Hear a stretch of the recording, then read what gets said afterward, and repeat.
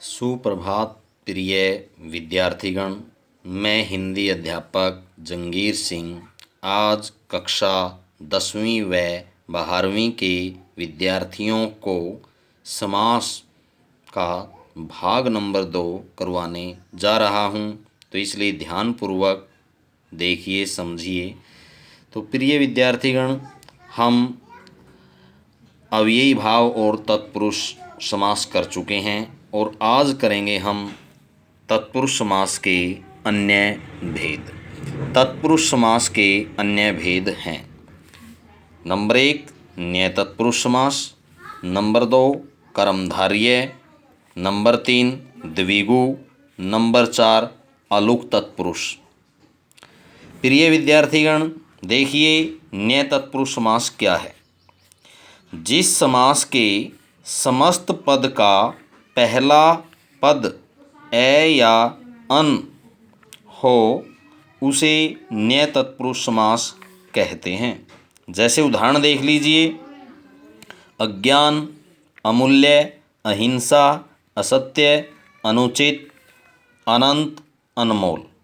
प्रिय विद्यार्थीगण, हम क्या देख रहे हैं कि जितने भी उदाहरण हैं, इन सभी के प्रत्येक शब्द के पहला जो पद है या तो वो ए है, ए ए ए ए ए ए, और यहाँ क्या है, अन है। यहाँ भी अन है, यहाँ भी क्या है, अन है। लेकिन पहले जो 1 2 3 4 पहले 4 शब्दों में पहला पद क्या है, ए है, और अंतिम 3 शब्दों में पहला जो पद है वो क्या है, अन है। तो समस्त पद विग्रह है समास का नाम। तो पहला उदाहरण है अज्ञान। अज्ञान में क्या आया, पहला जो पद है ए है। प्रिय विद्यार्थीगण, इसका विग्रह कैसे करते हैं कि ए को हम न में बदल देते हैं। जहाँ ए होता है उसका न बना देते हैं और जो दूसरा पद है वो ज्यों का त्यों लिख देते हैं विग्रह करते समय। अज्ञान न ज्ञान। और ये भी देख लीजिए कि उस ए या अन को हटा देने के बाद हमारा मूल शब्द सार्थक बचना चाहिए, सार्थक जिसका अर्थ निकले। अज्ञान न ज्ञान, न्यय तत्पुरुष समास। अमूल्य, ए को हटा दें तो मूल्य सार्थक शब्द बचता है और ए को बदल देंगे हम न में, न मूल्य, न्यय तत्पुरुष समास।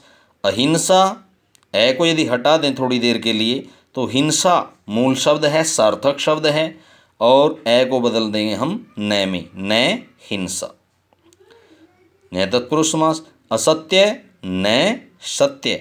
अनुचित, अब इस उदाहरण को देख लीजिए, अनुचित है।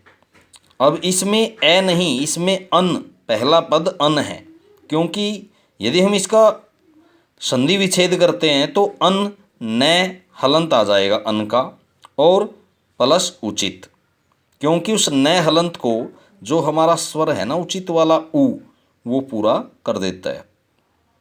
तो इसलिए अनुचित में क्या हो जाएगा, अन की जगह भी हम न ही लगाएंगे। अनुचित न उचित।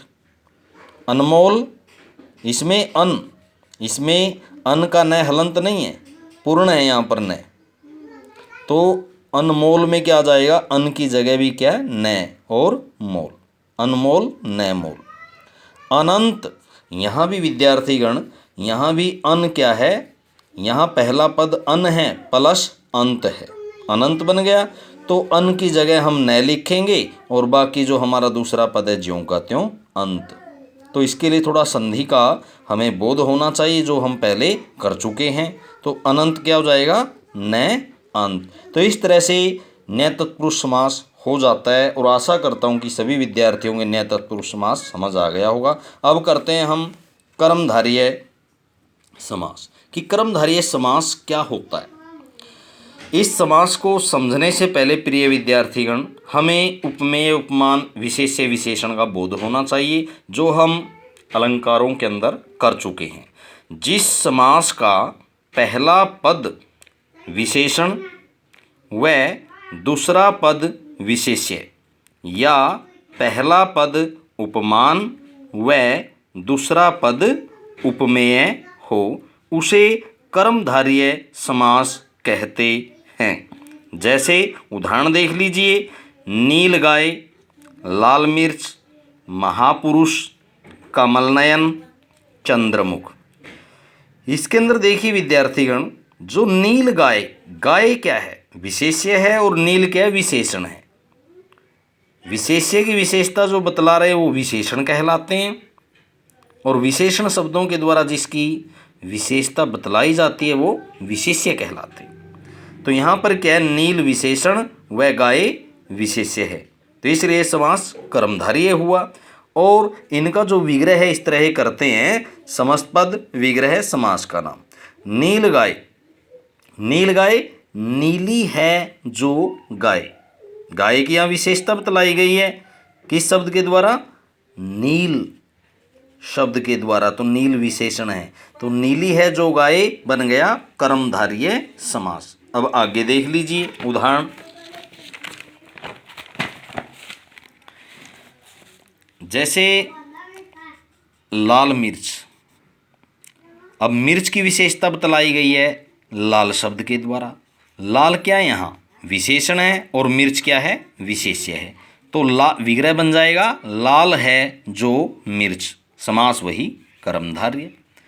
महापुरुष, अब पुरुष की विशेषता बतलाई गई है किस शब्द के द्वारा? महा के द्वारा। महा क्या हो गया? विशेषण, तो विग्रह बनेगा महा मीन्स अर्थ महान है जो पुरुष। महा का मतलब क्या हुआ? महान है जो पुरुष, पुरुष की विशेषता बतलाई गई है। पुरुष यहाँ विशेष्य, व महा यहाँ क्या है? विशेषण शब्द, इसलिए यहाँ भी कर्मधारय समास हुआ। कमल नयन, अब यहाँ देखिए विद्यार्थीगण, हमारे जो ऊपर वाले 3 उदाहरण हमने देखे कर्मधारय समास के, वो क्या है? विशेषण और विशेष्य से संबंधित है। लेकिन ये जो 2 है ना, ये जो 2 उदाहरण हैं, हमारा चौथा व 5वां, ये उपमान और उपमेय से संबंधित है। जैसे कमल नयन, तो कमल क्या है? उपमान है, और नयन क्या है? उपमेय है। यहाँ भी उपमेय के बारे में बताया गया है। उपमेय की समानता दिखलाई है किसके? कमल के, कि कमल के समान है जो नयन। यहाँ नयन को किसके समान बताया? कमल के समान बताया है, इसलिए यहाँ भी क्या हो जाता है? कर्मधारय समास हो जाता है। बस अंतर इतना है उपमान और उपमेय, विशेष्य विशेषण में किसका विग्रह हम इस तरह करते हैं कि इसमें समानता दिखलाई जाती है उपमान और उपमेय में। चंद्रमुख, यहाँ भी क्या है? चंद्र क्या है? चंद्रमा क्या है? उपमान, और मुख क्या है? उपमेय। तो चंद्र के समान है जो मुख, उपमेय क्या है? मुख है, और किसके समान बताया? उपमान के। उपमान क्या है? चंद्र। तो यहाँ भी क्या हो जाएगा? कर्मधारय समास। प्रिय विद्यार्थीगण, अब चलते हैं हम भेद नंबर 3 पर, द्विगु समास। जिस समास का पहला पद संख्यावाची हो उसे द्विगु समास कहते हैं। उदाहरण देख लीजिए, जैसे दोपहर, पंचवटी, अष्टाध्यायी, नवरात्रि, चौराहा। प्रिय विद्यार्थीगण, इसकी परिभाषा से ही हमें बोध हो जाता है कि द्विगु, द्वि का मतलब क्या है? 2, संख्यावाची शब्द है। ये संस्कृत का संख्यावाची शब्द है, द्वि का मतलब 2 होता है। तो इसलिए इसकी जो परिभाषा है इस द्विगु समास के अंदर ही क्या है? अच्छी तरह से परिचित हो जाती है, बतलाई जाती है। इससे हमें ज्ञात हो जाता है कि इसके अंदर पहला पद क्या होगा? संख्यावाची होगा। तो अब इसका विग्रह कर लेते हैं विद्यार्थीगण। दोपहर, तो पहर से पहले क्या आया? 2। 2 क्या है? संख्यावाची है। 2 क्या है? संख्यावाची है। 2 पहरों का समय, और समास का नाम क्या हो गया? द्विगु। पंचवटी, पंच मीन्स 5 वटी, वट वृक्ष, कि 5 वट वृक्षों का समूह, या 5 बरगद के वृक्षों का समूह, द्विगु। फिर इसके बाद अष्टाध्यायी। अष्टाध्यायी में क्या है? अष्टाध्यायी, अष्ट मीन्स 8, अध्यायी अध्याय, 8 अध्यायों का समूह, समास वही द्विगु। नवरात्रि, 9 रात्रि रात, तो 9 रातों का समूह कह लीजिए, या 9 रात्रियों का समूह, द्विगु। चौराहा, चौ का मतलब क्या है यहाँ? चार, राह रास्ता मार्ग कि चार राहों का समूह, इसमें जो समूह शब्द है वो लिखना होता है, तो चार राहों का समूह द्विगु। और प्रिय विद्यार्थीगण, यदि इसके अंदर द्विगु ही आ जाता है, उदाहरण कि इसके अंदर समास कौन सा है, तो इसके अंदर भी द्विगु ही समास है। कैसे? इसका विग्रह बन जाएगा दो गायों का समूह। गु का मतलब गाय, द्वि का मतलब दो, तो दो गायों का समूह, और समास का नाम भी द्विगु। और अब करते हैं हम अलुक तत्पुरुष समास। जिस समास के समस्त पद में विभक्ति चिन्ह का लोप न हो उसे अलुक तत्पुरुष समास कहते हैं। उदाहरण देख लीजिए, जैसे मनसिज, सरसिज, खेचर, वाचस्पति। एक बात का विशेष ध्यान रखना विद्यार्थीगण, इस अलुक तत्पुरुष समास को करने से पहले हमें संस्कृत का थोड़ा ज्ञान हो, क्योंकि अलुक में न्याय तत्पुरुष समास है। अलुक न लुक, लुक का मतलब लोप होता है, और अलुक न लुक जिसका लोप न हो, तो क्या हो गया? वो क्या हो गया? दृश्य हो गया, जो दिखाई दे।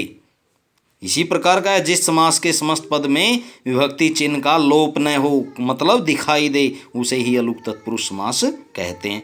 उदाहरण जैसे मनसीज, मन में उत्पन्न। यहाँ जो थोड़ा संस्कृत का ज्ञान हो हमें इस समास को करने से पहले, मनसी में, मन शब्द में ये सप्तमी विभक्ति है। मनसी के अंदर सप्तमी विभक्ति है, और सप्तमी विभक्ति क्या होती है? हिंदी में अधिकरण कारक, और उसका चिन्ह क्या होता है? में।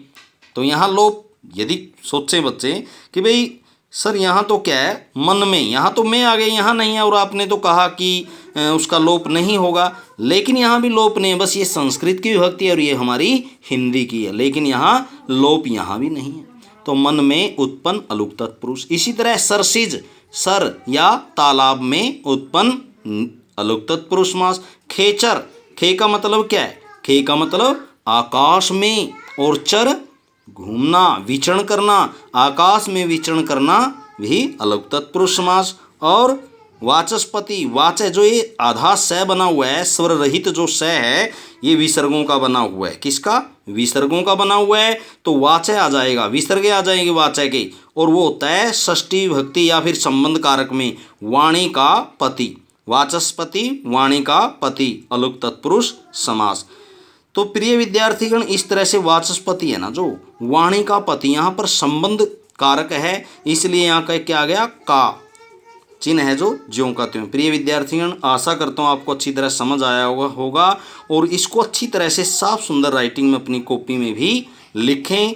बार बार इस वीडियो को देखें, समझें। धन्यवाद।